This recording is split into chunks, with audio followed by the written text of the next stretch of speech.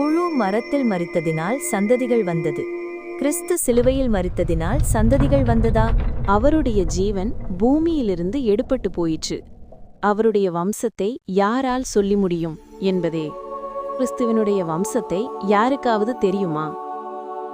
இப்போ அந்த புழுவை திருப்பி கவனிக்கலாம் பாருங்க. மூலமா அது புழு என்ன பண்ணணும்னு பாத்தீங்கன்னா, அடுத்து அந்த மரத்தை நோக்கி ஏறி போகும். ஏன் மரத்தை நோக்கி போகுது?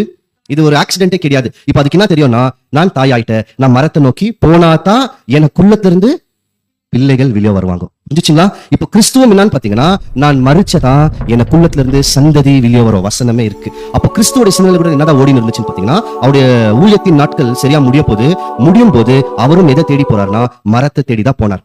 மரணத்தையும் தேடி போனார்.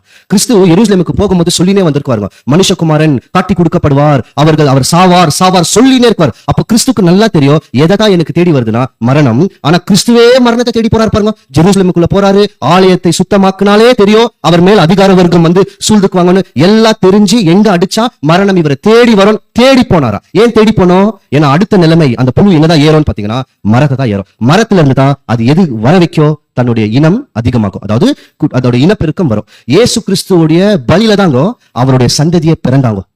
ஏன்னா அந்த புழு குட்டியை விட்டு என்ன தெரியுங்களா செத்துரும். ஏன் செத்துரும்? அந்த மரத்துல என்ன அடிச்சது? அங்கே அடிக்கப்பட்டுச்சு. அது திருப்பி மரத்துல இருந்து விலை எடுக்கவே முடியாது.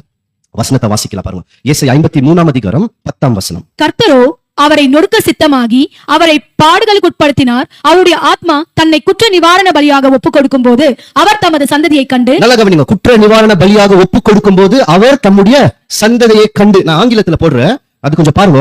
Yet when his life is made an offering for sin, அவருடைய உயிரை குற்ற நிவாரண பலியா கொடுக்கும் போது he will have many descendants. என்ன அர்த்தம் தெரியுங்களா? இயேசு கிறிஸ்து தன்னுடைய ஜீவனை கொடுக்கும் போது அவருக்கு என்ன கிடைக்குமா?